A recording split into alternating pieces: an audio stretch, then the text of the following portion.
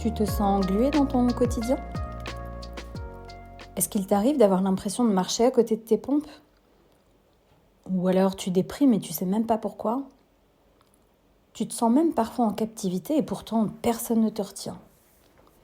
Bienvenue sur Allegoria. Merci pour vos messages et vos retours. Je suis trop contente de vous retrouver aujourd'hui. Nous espérons toutes les trois que vous avez passé d'excellentes fêtes et que l'année débute comme vous le souhaitez. Alors aujourd'hui, nous allons aborder un sujet sensible, connu, complexe, mais dont on ne parle absolument pas assez. Le but étant de s'en sortir rapidement et de détecter ces personnages à 1000 lieues et de s'en éloigner très très rapidement. On rentre directement dans le vif du sujet, on n'attend pas. Alors, on pense à tort que notre histoire est unique, et pourtant tu vas constater que la torture n'a ni âge, ni taille, ni couleur de peau, ni religion. Vous l'aurez compris, nous allons parler manipulation, domination, mensonge, torture psychologique, perversité. Il me semble nécessaire d'introduire le sujet et rappeler que l'on manifeste aux autres selon la manière dont on a vécu. Selon qu'on soit triste, anxieux ou désarmé, ou au contraire qu'on soit insouciant, comblé ou joyeux, eh bien notre corps ne répond pas du tout de la même manière et ne s'accorde pas aux mêmes stimuli. Donc on devient vite un manipulateur, dès lors que nous n'avons pas assez d'évolution en soi. Alors ce mot abject de dominateur pervers qui recouvre une typologie comportementale singulière est référencé dans tous les index officiels de la psychiatrie. Seulement, il n'est pas nécessaire d'être pathologiquement étiqueté pour exprimer ses caractéristiques. Le manipulateur pervers ne trouve pas d'équilibre sincère et durable, sauf dans l'hypothèse où il accepte et il ose affronter la nature de son mal-être profond. Mais en réalité, c'est un leurre, car le manipulateur n'a pas compris la valeur qu'il a. Donc, ils sont pour ainsi dire irrécupérables. Ils cherchent à combler leur déficit identitaire en exerçant son pouvoir sur autrui. Ce sont des gens qui restent prisonniers de leurs propres difficultés finalement. Alors, ce préambule est important car je pense à tous ceux qui, par méconnaissance de cette typologie, se résignent et se plient face au sujet atteint, suspendus à ce que va dire l'autre en attendant le bon vouloir du sujet.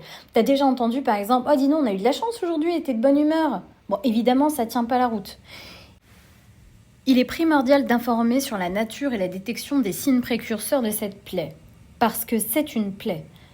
Ce positionnement est plus que répandu et chaque jour, on rencontre des pervers à tous les paliers de notre vie, à tous les échelons de la société. Et peut-être même que, ayons le courage de le dire, on a peut-être même aussi joué ce rôle auprès des autres personnes. Même si une fois qu'on a compris le système, c'est cousu de fil blanc et ça se reconnaît très bien, les champs d'application diffèrent en intensité. Alors, le manipulateur agit comme un dictateur, car c'est un dictateur. Mais là encore, il y a des degrés. Il peut tout à fait impressionner les plus sensibles et principalement ceux dont l'enfant sera marqué par des agissements semblables, par exemple par un parent atteint de ce fonctionnement de domination.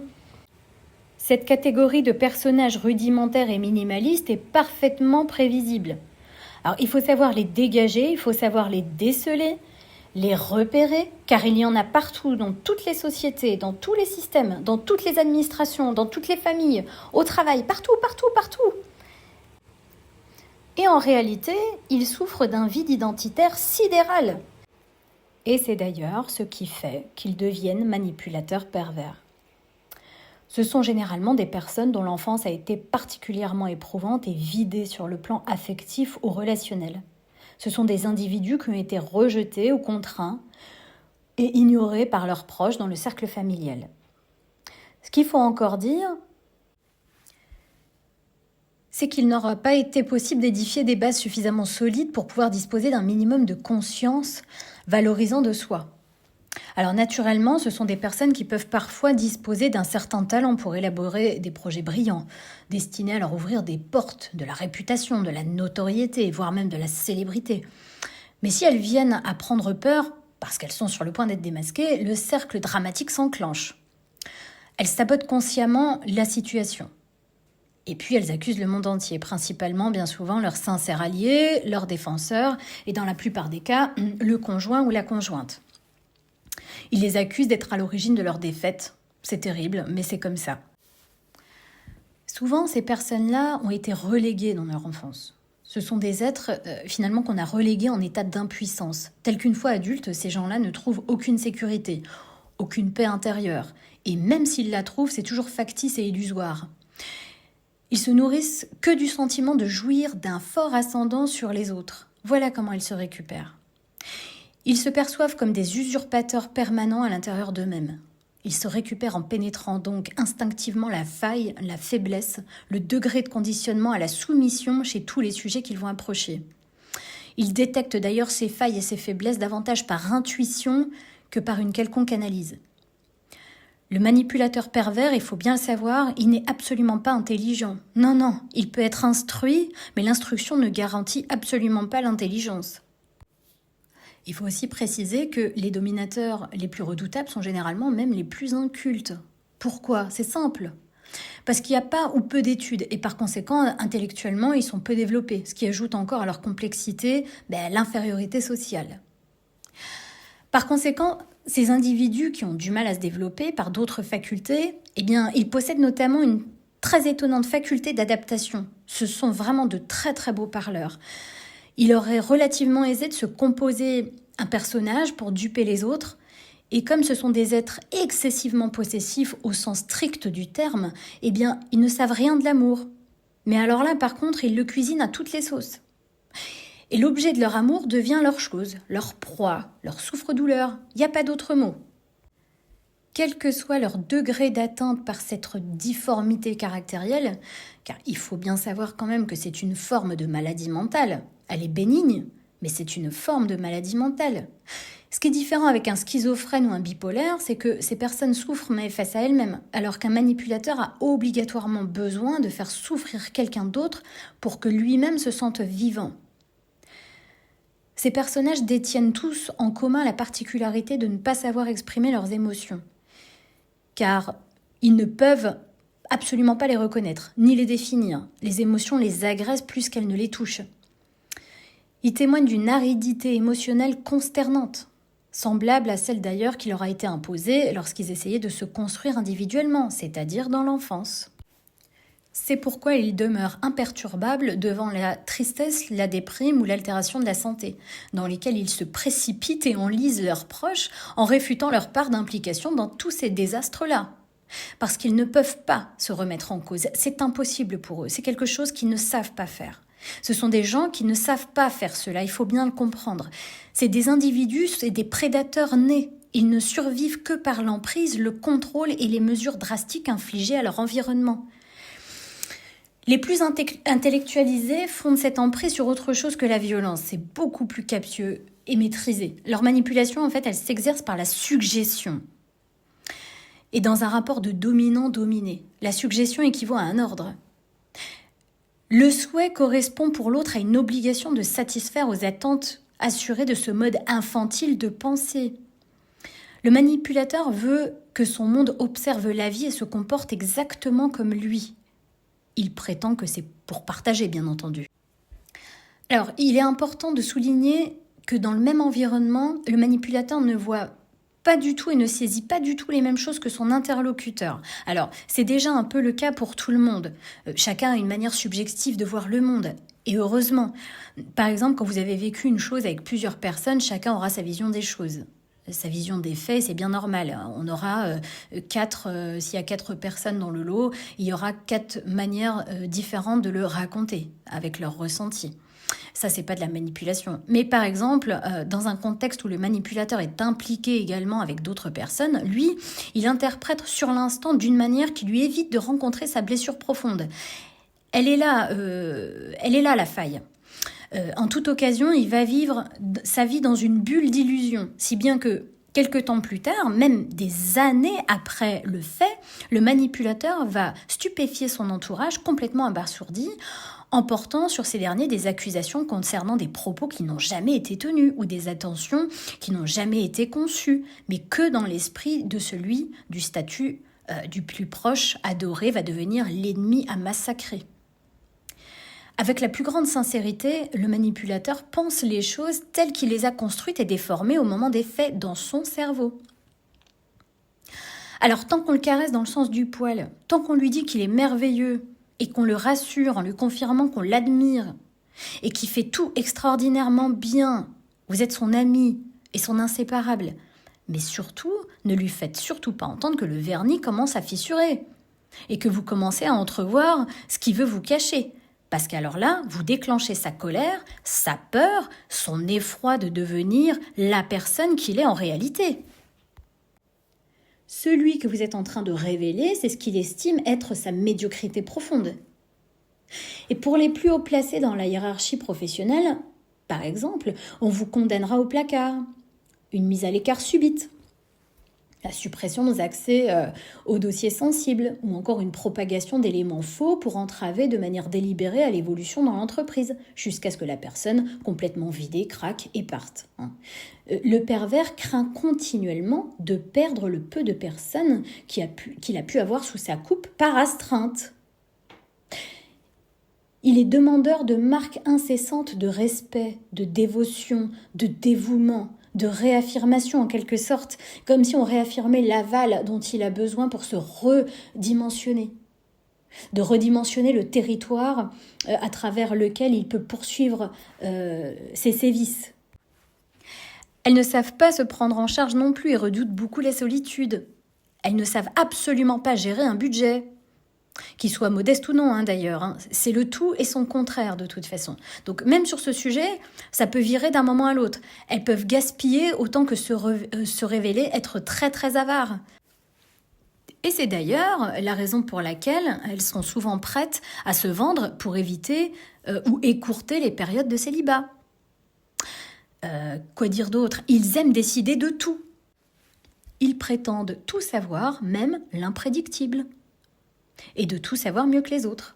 Donc, grossièrement, s'ils échouent, ce sont les autres qui n'ont pas compris. Ces gens-là sont également très rétrogrades. Leur mode de vie s'organise sur le donnant-donnant, le climat dominant-dominé, fondé sur l'appartenance, le devoir. Ils sont animés par un besoin irrépressible d'appropriation. Il faut quand même comprendre qu'il ne suffit pas au dominateur pervers d'acquérir le pouvoir. Il faut encore que l'autre le perde. C'est là que ça devient aussi pervers. Donc, ils vont préférer piller et détruire chez l'autre ce qu'ils ne parviennent pas à lui soustraire. Et quand le manipulateur n'arrive pas à s'en prendre à l'être humain qui est en face de lui parce que c'est fini, il n'a plus la possibilité, l'autre s'est réveillé, ils vont s'attaquer d'une manière ou d'une autre à ceux qui touchent de très très près l'être humain qu'ils ne peuvent plus soumettre. C'est-à-dire qu'ils vont commencer à s'attaquer à ses biens, s'ils en ont en commun, ou à ses propres enfants. Par exemple, lors d'une séparation, ils vont s'attaquer à tout ce qui peut mettre son conjoint à terre, histoire de dire, eh bien voilà, maintenant que tu n'as plus peur de moi, je vais essayer de te soumettre autrement. Ces personnes sont extrêmement infantiles. Ils considèrent que le monde est avec ou contre lui. C'est très binaire. Pour lui, l'autre est soit un instrument, soit un obstacle. Imaginez un peu l'atmosphère que ça peut faire dans la vie de tous les jours pour des choses stupides, ridicules et futiles. Ça tient vraiment à des détails. Et évidemment, il pique des crises. Ça aussi, ça va avec le package. C'est un peu comme le principe vital qui gère les sectes ou les idéologies intégristes. La passivité, l'art de se rendre indispensable. Le manipulateur pervers s'appuie sur le cloisonnement des idées, la castration de ses victimes. Il devient très très envieux d'ailleurs si ses proches pratiquent des activités hors de son champ de vision. Bah oui, c'est dangereux. Hors de sa domination, dite protectrice évidemment, c'est jamais pour dominer, c'est pour faire bien dans le décor.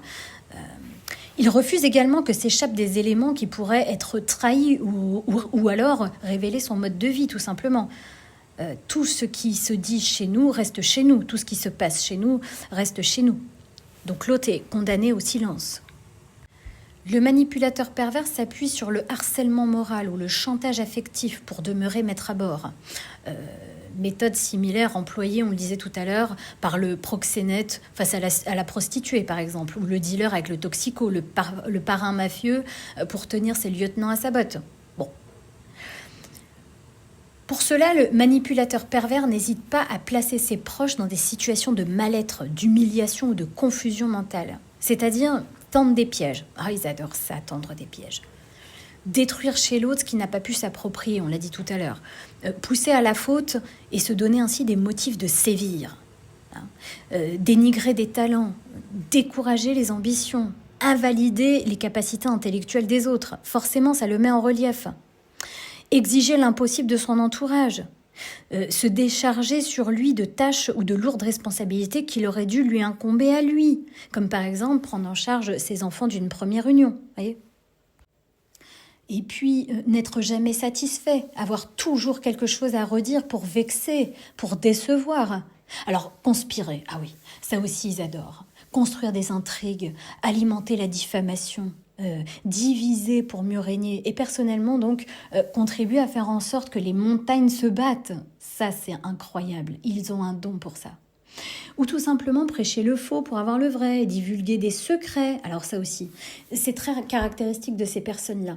Donc divulguer quelque chose d'intime en présence de plusieurs personnes de la famille pour que leurs victimes découvrent en même temps que tout le monde ce dont ils auraient dû être entretenus avant les autres. Ça déstabilise absolument tout le monde. Ou livrer à la honte un proche en détaillant haut et fort ce qu'il aurait souhaité conserver silencieux. Ça aussi, c'est humilier, c'est très manipulateur. Forcer à l'impudeur, à rendre ridicule les autres. Placer les autres devant le fait accompli, ça aussi, c'est leur spécialité. Faire preuve de sans-gêne et délibérément empiéter sur le terrain privé d'autrui, déporter les limites de son intimité systématiquement. S'accaparer ce qui appartient à l'autre. Ça, c'est une forme de manipulation que vous allez retrouver tous les jours dans tous les domaines, surtout en ce moment. Vous avez quelqu'un qui voit quelque chose, qui découvre le pot aux roses, et là on va s'efforcer par tous les moyens, même les plus ridicules et les plus cousus de fil blanc, on va lui indiquer que non, pas du tout, il s'est trompé, c'est absolument pas ça, d'ailleurs on va leur emmener des preuves. Donc il y a aussi nier l'évidence, tout combiner pour alimenter le doute, rendre fou, démentir une vérité ou un fait réel, découvert par l'interlocuteur avant de décontenancer l'autre, et ne jamais perdre le pouvoir. Voilà. C'est qu'une question de pouvoir. Il peut aussi s'interposer en médiateur sauveur dans lequel tout le monde aurait été perdu s'il n'avait pas été là. Le manipulateur sait parfaitement quand même jusqu'où aller. Il ne va jamais trop loin, parce qu'il est très très habile pour entretenir le double jeu. Le double jeu J-E-U et le double jeu J-E. Il est capable de démontrer outrancièrement de l'altruisme et de la générosité factice, conduisant à l'abnégation, pour l'œil extérieur évidemment non averti. C'est très pervers aussi parce que mais il est tellement gentil ce monsieur, elle est tellement gentille cette dame, on peut pas dire de mal, c'est pas possible. On leur donne le bon Dieu sans confession, comme on dit là aussi. Le manipulateur s'arrange pour paraître et demeurer esclave consentant au sein de situations particulières éprouvantes, telles que par exemple être le seul responsable pour la bonne gestion de tâches ardues pour son foyer, ou agir en martyr dévoué auquel on doit tout.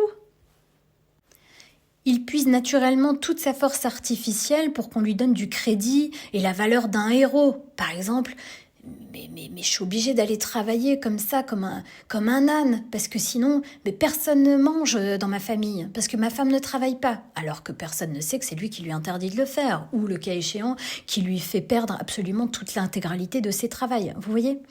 Il passe également pour quelqu'un qui rend service sans compter. Mais je le fais avec plaisir, c'est normal, à l'extérieur évidemment.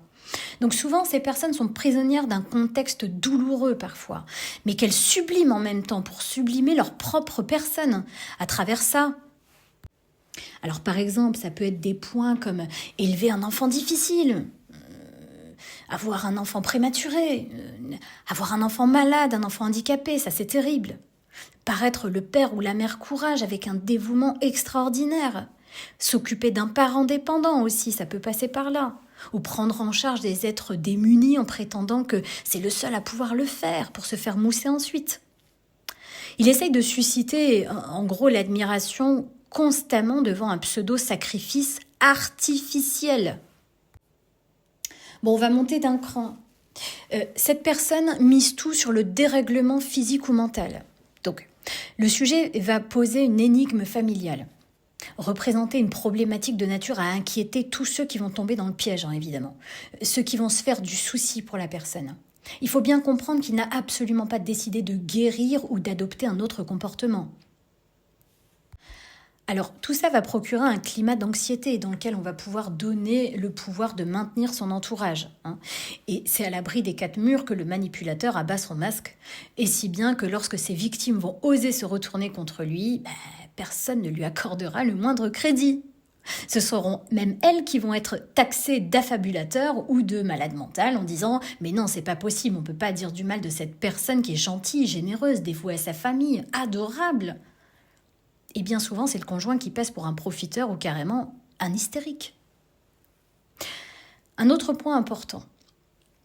Le manipulateur ne reconnaît jamais ouvertement ses torts.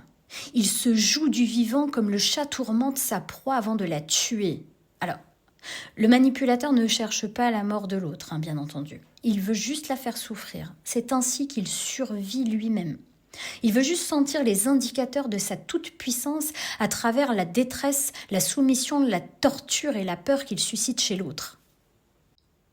Alors si par mégarde la victime parvient à s'autonomiser, si elle réussit à penser par elle-même et ne démontre plus aucune forme de soumission, eh bien là, elle est violemment rejetée, sans aucun état d'âme, car le manipulateur ne supporte pas qu'on puisse lui échapper, car ça le ramène à sa propre dépression et à sa béance infinie, et au constat de sa privation de contrôle. Il n'arrive pas à admettre que le jouet qu'il a réussi à soumettre pendant autant d'années puisse un jour s'épanouir hors de sa dictature. C'est impensable pour lui. Donc il pensera naturellement que c'est une autre personne qui l'a endoctriné, car c'est sa manière de faire à lui. Donc il pense que le monde entier fonctionne comme cela. On va remonter encore d'un cran. Comment on se libère d'un manipulateur pervers ? Alors, il est vain d'avoir recours au raisonnement et au bon sens. Car penser qu'il pourrait s'attendrir est une véritable hérésie. Il ne peut pas comprendre, car ce type d'individu ne réfléchit pas.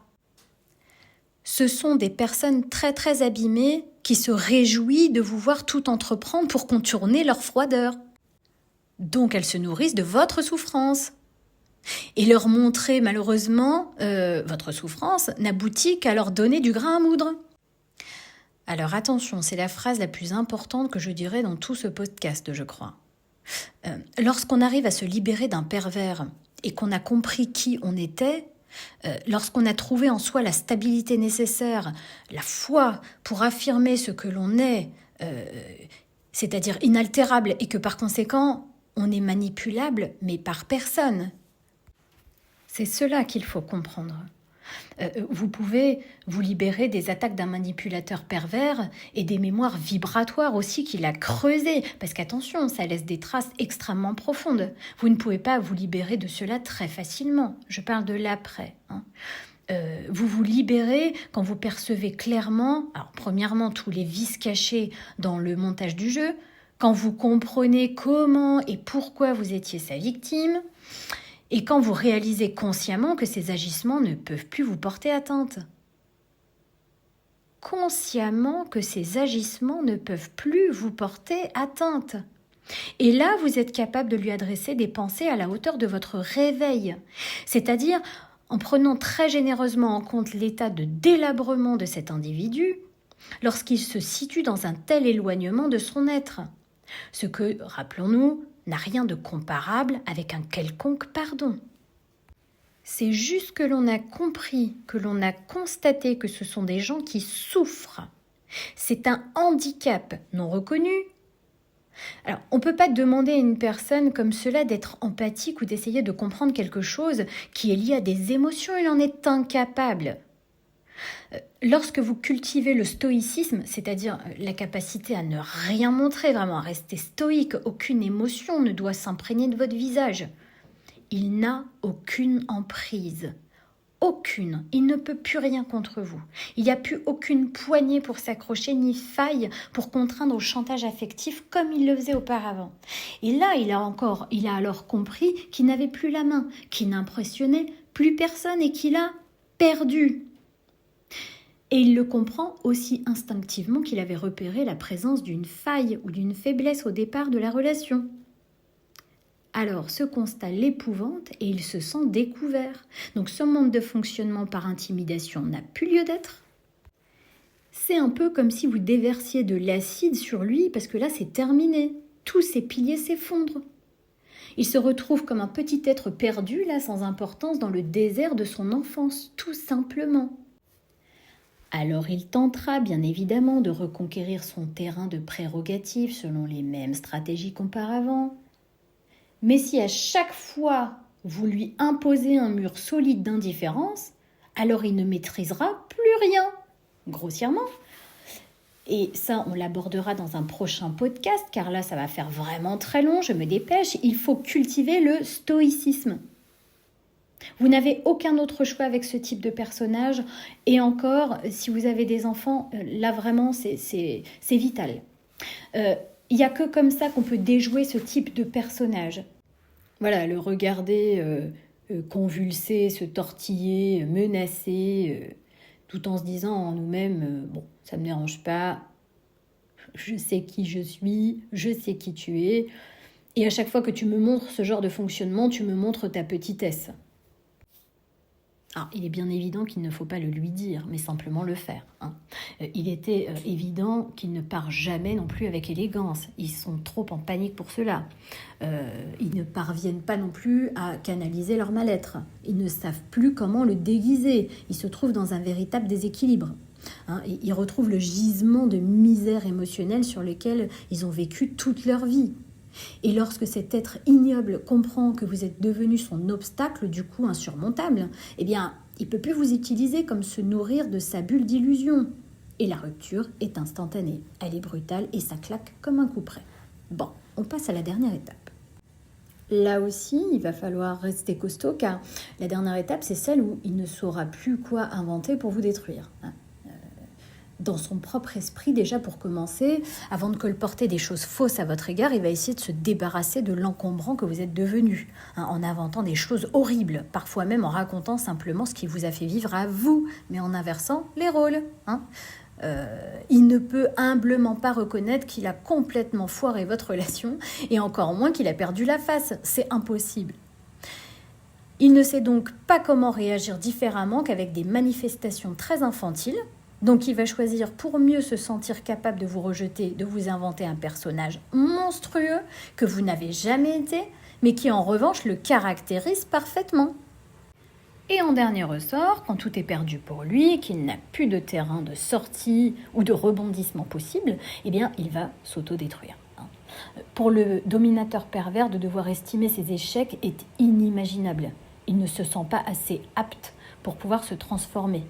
Il y a même parfois, et bien souvent d'ailleurs, le chantage au suicide. Alors rassurez-vous, ils ne sont pas assez courageux pour faire ça.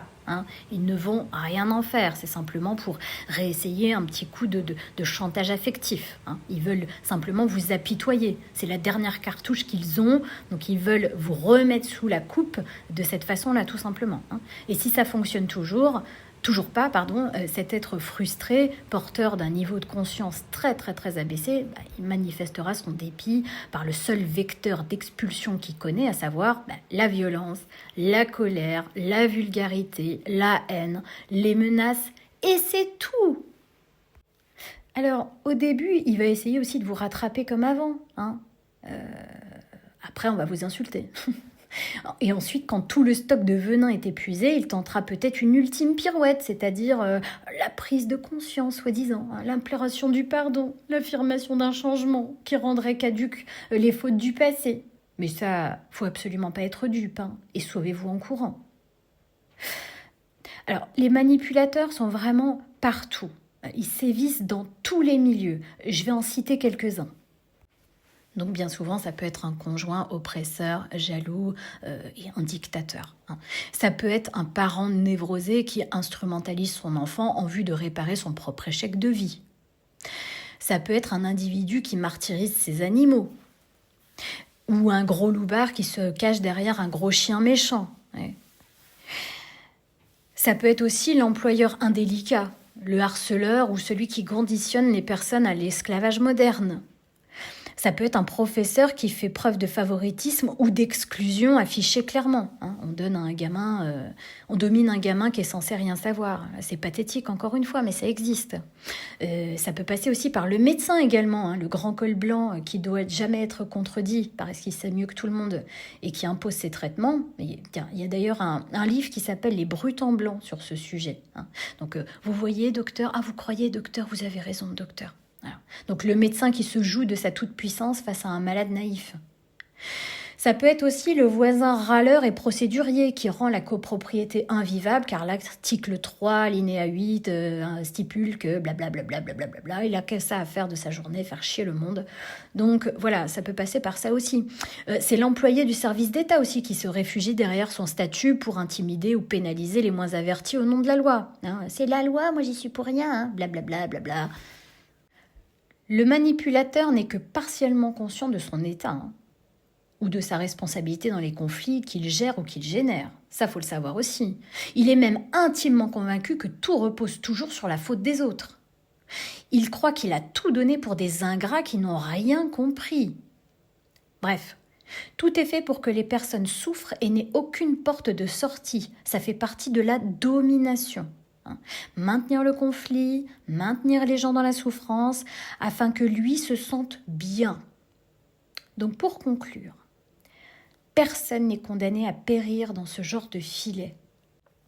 Les captifs, c'est ceux qui se rendent ou qui se sentent démunis et impuissants face à eux. Comme essayer de ne pas les contrarier, de leur faire plaisir, ça ne fait que creuser la tombe plus profondément. Croire qu'il suffit de céder un petit peu pour que la situation s'apaise. Malheureusement, ça ne fait qu'empirer également. Il faut savoir aussi que la personne sous emprise n'a généralement pas conscience de son état ni de degré d'avertissement. Ça aussi, ça pourrait faire l'objet d'un podcast, c'est-à-dire quand on voit quelqu'un qui est dans cette situation, qu'est-ce qu'on fait pour l'aider ?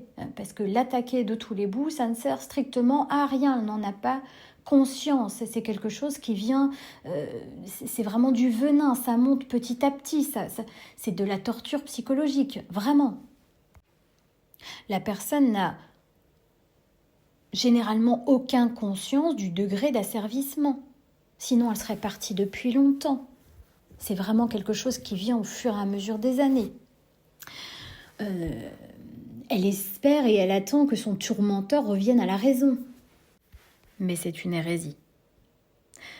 Alors si vous vous reconnaissez dans ces situations-là et que vous avez besoin d'aide, n'hésitez pas à nous contacter. L'isolement est la pire des choses. On ne maintient pas l'engrenage de la relation. Le manipulateur et son codépendant sauvegardent la racine qui les meurtrit en commun, c'est-à-dire une blessure narcissique à la base. Pour conclure, et je m'en arrêterai là-dessus parce que là ça fait déjà 32 minutes, il faut bien noter que rien ne résiste à un manipulateur sauf une force supérieure à la sienne. C'est-à-dire devenir celui ou celle qui n'a plus rien à perdre. Et évidemment, c'est la plus grande force. Parce que aussi bien le dominateur que votre mental se fondent sur un subterfuge névrotique pour vous intimider. Et tant que vous pensez qu'il y a quelque chose à négocier, écoutez bien, tant que vous pensez qu'il y a quelque chose à négocier, tant qu'il vous semble que la qualité de votre vie, votre confort, vos finances ne procèdent pas de votre entière initiative et de votre libre disposition, ça signifie que vous ouvrez la porte à toutes les compromissions de ce pervers. Et au moment où vous décidez de partir, il faut absolument tout remettre en cause, absolument tout. Il ne faut rien craindre, absolument rien du tout. Tout ce que vous détenez ne relève que de votre propre puissance. Vous êtes inaltérable. Votre puissance, il n'y a que comme ça que le sujet s'éloignera de vous. Rappelez-vous, négocier ne sert à rien. Il veut simplement tout posséder et rien partager. Si vous ne cédez pas, vous êtes condamné. Si vous cédez, vous êtes perdante. Ça s'appelle la double contrainte. Son but n'est pas d'arriver à un accord, mais de vous détruire. ne l'oubliez jamais. L'erreur de base est de donner son propre pouvoir à l'autre. C'est comme ça que ça s'enclenche. Nous verrons prochainement comment cultiver le stoïcisme. Et en attendant, on n'oublie pas, on reste debout. Il est possible à tout moment, en s'aidant de sa foi profonde, de se réinventer. Prends soin de toi.